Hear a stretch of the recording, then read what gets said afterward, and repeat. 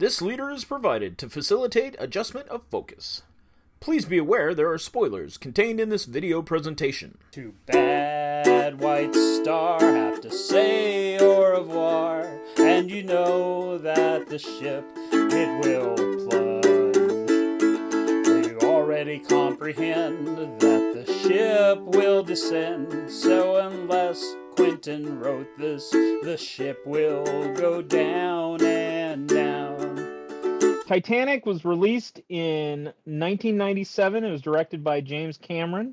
It won Best Picture, Director, Cinematographer, Art Direction, Costume, Sound, Editing, Sound Effects, Visual Effects, Song, and Score. It was nominated for Actress, Supporting Actress, Makeup. It won the Golden Globe for Director, Picture, Score, and Song.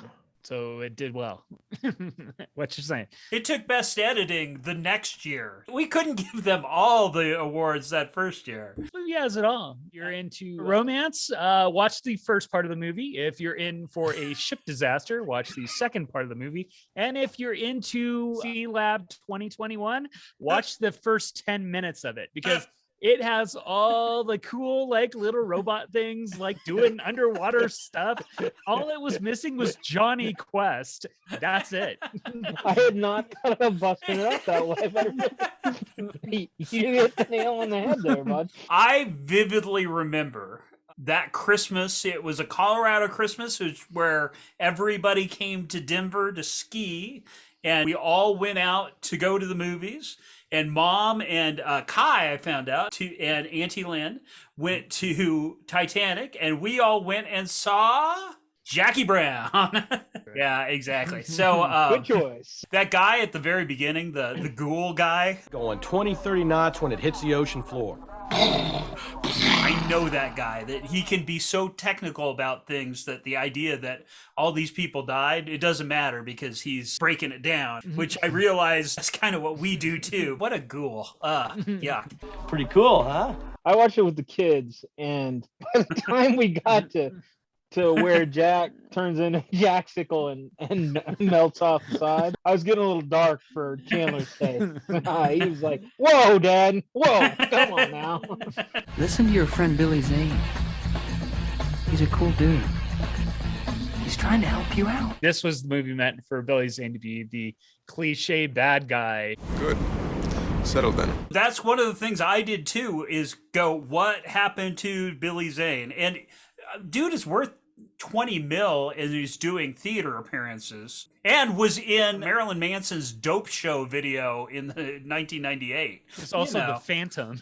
We've mentioned the Phantom before. I think the tagline for the Phantom is "Punch Evil." Kathy Bates is awesome in this. You're about to go into the snake pit. What are you planning to wear? She's the Doc Holliday of this movie. I'm your huckleberry. Oh, Molly Brown's from somewhere out west. Anybody from Denver will tell you exactly where Molly Brown is from. 7th grade field trip. Exactly. The dad from Jumanji did a great job. Hey, I gotta get going. I'm the guest of honor. You got a Marvel connection. A Marvel connection. What Marvel connection did we do? Because I looked. Can anyone hear me? Mr. Fantastic is the boat driver. Oh, that's Mr. Fantastic. Then the henchman guy. It's interesting that the young lady slipped so suddenly and you still had time to remove your jacket and your shoes. He's perfect for that, though. Well, and he's in literally every movie that's ever been made. The only one I could remember was Tron. You're getting brutal, Sark. Thank you, Master Control. Eric Brennan. He's in The Young and the Restless. You would know him if you saw him. Yeah, no, I know who you're talking about. Well, hello, Molly. Nice to see you. And there is also a Ragnarok. Why are you being so weird? It's right there at the end, right? Right. Well, the Ragnarok. And honestly, right there at the end, it had some saving graces for me. I was about done with being on the Titanic.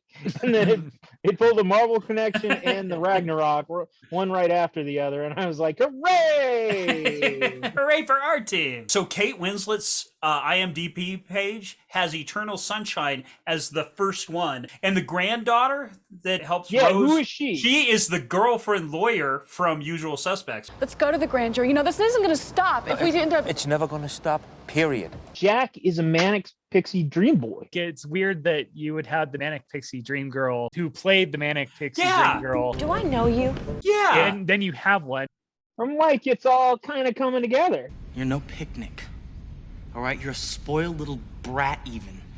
But under that, you're the most amazingly astounding, wonderful woman that I've ever known. The disaster porn I thought was a little much. Like by the end of it, it's like, oh my God. After an hour watching it, I'm like, you know, the Titanic actually sank faster than this movie. It's 3:15 long because that's exactly how long it took the Titanic to tank. No kidding? And so many digital people getting just crushed and falling and screaming, and it's just like, oh my God. Like, well, in that open, I'm just like, you got a friend in me. Because I feel like all the animated stuff looks like it's straight out of Pixar. Remember that for its time, it was like, oh my, holy mackerel. It's like you're there. I got in trouble because I kept scoffing at all the 3D animation. Nice. I got slugged in the arm. Like, knock it off. You're ruining it. Nobody invited you. In college, I went with a couple girls. They ended up watching like 8 times. And I'm like, ugh, why? I have seen Star Wars more than 8 times, so I can't really say anything. I've watched it twice, and that's too much of my life devoted. Well, they didn't have any ukuleles on that boat. No, but there was an accordion sighting during the ship dance. Oh, nice. Well played, sir. Well played. I want you to draw me like one of your French girls. Thank you. It's one of those things where it was certainly an important movie for its time. I'm going to give it 2.5. Like Dave said, I've seen it twice now. Enough for me. I'll give it 2. I didn't hate it like I did Avatar. So yeah, well, there's and that. I feel like that's a good, like there's an analogy there because I felt like it was the okayest. I don't think I needed 3.5 hours of it, but that's fine. It wasn't me. It was the one-legged prostitute. I would give it 3. It's I mean, I didn't mind it. We all sat and watched it, and it was like we were all making jokes through the whole movie, and it was like to have that kind of sense of foreboding of like where this is going to end. I mean, it's just at the bottom of the ocean. It grinds to it too. It's just right. Like, Well, I think that's one of the things I said to Auntie Lan was she's like, "Well, are you going to come to Titanic with us?" I'm like, "No, I know how it ends." If they come out with a Hindenburg movie, I'll certainly watch that because that sucker went up and spoke quick. 20-minute PSA. It's over!